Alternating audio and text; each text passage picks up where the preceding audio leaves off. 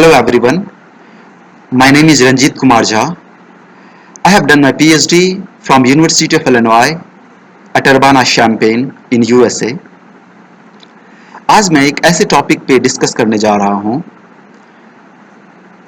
जो अधिकांशतः यूथ और यंग जनरेशन डिस्कस नहीं करना चाहते हैं। यंग जनरेशन चाहते हैं कि उनका लाइफ पीसफुल हो, वे हर एक सिचुएशन में कूल और कंपोज लाइफ व्यतीत कर पाएं, लेकिन जब हम उन्हें बताते हैं कि यह स्पिरिचुअलिटी से संभव है, स्पिरिचुअलिटी को अपने जीवन में फॉलो करने से संभव है, तब वह इन सब बातों से दूर भागना शुरू करते हैं और वह यह कारण देना शुरू करते हैं कि स्पिरिचुअलिटी तो ओल्ड एज के लिए है, हमारे जैसे यंग जनरेशन को इसकी क्या जरूरत है, अभी कर्म करो। और कुछ लोग तो हमारे समाज में कुछ ऐसे तत्व जो गलत आचरण करते हैं स्पिरिचुअलिटी के नाम पे, हालांकि वो स्पिरिचुअलिटी होता नहीं, तो ऐसे उदाहरणों से डर करके वो स्पिरिचुअलिटी से दूर भागना शुरू करते हैं। लेकिन हम अपने जीवन में बदलाव चाहते हैं, यंग जनरेशन अपने जीवन में बदलाव चाहते हैं, तो आखिर हम यह समझने की कोशिश करते हैं कि कैसे हम स्पिरिचुअलिटी को एक कारण के साथ, एक लॉजिक के साथ, एक रीजन के साथ समझकर अपने जीवन का एक अभिन्न अंग बना पाएं और अपने जीवन में बदलाव ला पाएं।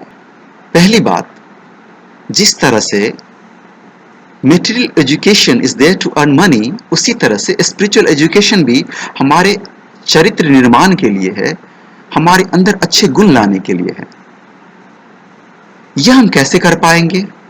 जब हम अपने डेली रूटीन में कुछ समय स्पिरिचुअल बुक्स की रीडिंग पर डालेंगे।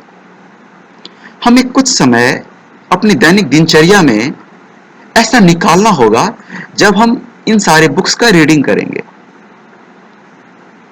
जैसे कि हम कुछ समय भागवत गीता या श्रीमद् भागवतम या फिर बाइबल या फिर कुरान, इन सभी बुक्स का जब अध्ययन करना शुरू करेंगे कुछ देर के लिए, तब हम इन सारे बुक्स से कुछ प्रिंसिपल्स सीख सकते हैं जो कि हमारे जीवन को एक अच्छे शेप में लाने के लिए बहुत ही अहमियत रखता है। यह हमारे लिए एक मैनुअल है कि हमें अपने लाइफ को अच्छे तरीके से कैसे चलाना है। लेकिन यह हमें ही करना है, इन सब सारे प्रिंसिपल्स को हमारे अपने लाइफ में अप्लाई हमें ही करना है। अगर हम अप्लाई नहीं करेंगे, सिर्फ इन्हें पढ़कर छोड़ देंगे, तब पढ़ने का कोई मतलब नहीं रह जाता है, तब पढ़ने का कोई महत्व नहीं है। हमें इन सब बातों को अपने जीवन में अपनाना है और अपने जीवन में बदलाव लाना है। तब हम देखेंगे स्पिरिचुअलिटी हमारे जीवन में क्या रोल प्ले कर रहा है, क्या महत्व रख रहा है। दूसरी बात, जिस तरह से हम अपने मटेरियल एजुकेशन में हर एक चीज को करने के लिए पहले कारण जानने की कोशिश करते हैं।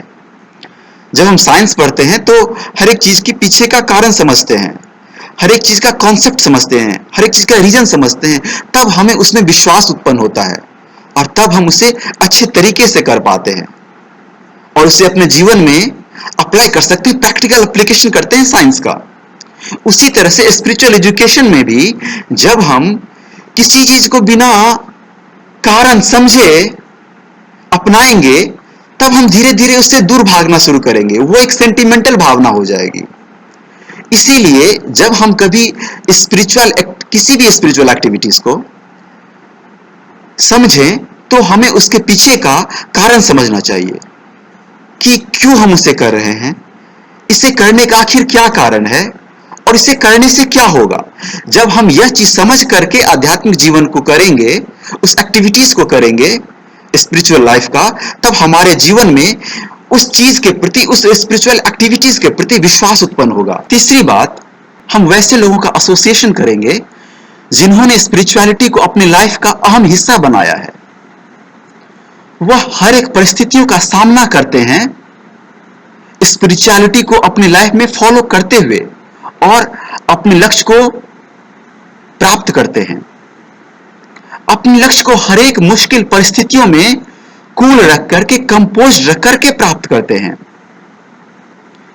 अनेक सारी मुश्किल परिस्थितियां आती है, अप्स एंड डाउन्स आते हैं, निराशाएं आती हैं, फिर भी वह विचलित नहीं होते हैं, क्योंकि वह स्पिरिचुअलिटी को फॉलो करते हैं, स्पिरिचुअलिटी को अपने जीवन का अभिन्न अंग बनाए हुए हैं, जिससे उनके लिए हर एक परिस्थिति में अपने आप को कूल रखना, बैलेंस रखना आसान हो गया है।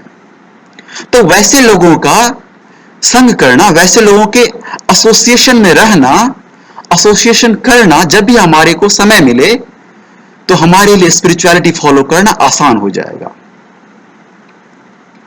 इस तरह से हम देख पाते हैं कि एक डेडिकेटेड, डिटरमिन्ड पर्सन की तरह हम स्पिरिचुअलिटी को फॉलो करते हुए अपने लक्ष्य की प्राप्ति कर पाएंगे और हर एक परिस्थिति में अपने आप को कूल, कंपोज रखते हुए एक ट्रू रोल मॉडल बन पाएंगे।